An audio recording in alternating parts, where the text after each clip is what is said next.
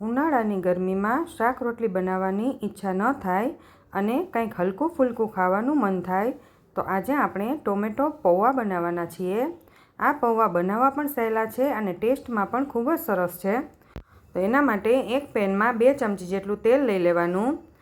પછી આપણે તેલ ગરમ થાય એટલે થોડા એવા સિંગદાણાને પહેલાં શેકી લેવાના તેલમાં, જેથી એકદમ ક્રિસ્પી થઈ જશે। સિંગદાણા થોડા ક્રન્ચી હોય એટલે ખાવાની મજા આવે। હવે આ રીતે સ્લો ફ્લેમ પર સિંગદાણાને શેકી લેવાના અને શેકાઈ જાય પછી આપણે તેને કાઢી લઈએ। અને આની પહેલાં મેં 2 કપ પૌવાને ધોઈને રાખી દીધા છે, જેથી એકદમ સરસ કોરા થઈ જાય। હવે આપણે તેલમાં રાઈ અને જીરુંનો વઘાર કરી લઈએ। પછી તેમાં થોડી હિંગ એડ કરી દેવાની।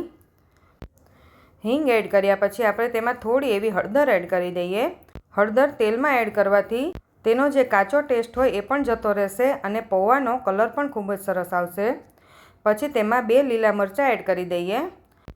એક મરચું લાલ થઈ ગયું હતું એ પણ ઝીણું કટ કરીને એડ કર્યું છે, જેથી તેનો કલર પણ ખૂબ જ સરસ લાગશે। પછી આપણે 2 ટામેટાની પેસ્ટને એડ કરી દેવાની। હવે આ પેસ્ટને પહેલાં સારી રીતે મિક્સ કરી દઈએ અને અત્યારે આપણે ટામેટાની પેસ્ટ પૂરતું જ મીઠું એડ કર્યું છે। પછી પૌવાનું મીઠું આપણે પાછળથી એડ કરીશું। આમાં મીઠું એડ કરવાથી ટમેટાં જલ્દી ચડી પણ જશે અને જ્યાં સુધી ટામેટાની પેસ્ટ થોડી થીક ન થાય ત્યાં સુધી આપણે તેને ચોળવી લેવાની છે અને તેમાંથી તેલ પણ સરસ છૂટું પડી જશે। હવે પેસ્ટ આપણી થીક થઈ ગઈ છે તો પછી આપણે તેમાં અડધી ચમચી જેટલું લાલ મરચું અને થોડું ધાણા જીરું એડ કરી દઈએ। લાલ મરચું તમે તમારે પૌવા કેટલા તીખા ખાવા છે એ પ્રમાણે એડ કરવાનું। હવે આપણે તેમાં 2 કપ પૌવાને પલાળીને રાખ્યા હતા એ એડ કરી દઈએ અને પૌવા પૂરતું આપણે મીઠું એડ કરી દઈએ। પછી આપણે તેને એકદમ હળવા હાથે મિક્સ કરી દેવાના। પૌવાને આપણે પહેલાં ધોઈને રાખી દઈએ એટલે પૌવા એકદમ સરસ છૂટા જ બનશે આપણા। હવે આ રીતે એકદમ હળવા હાથે તેને મિક્સ કરી લેવાના। હવે પૌવા આપણા એકદમ સરસ મિક્સ થઈ ગયા છે। હવે પૌવા આપણા સારી રીતે મિક્સ થઈ જાય પછી આપણે તેમાં છેલ્લે લીંબુ એડ કરવાનું।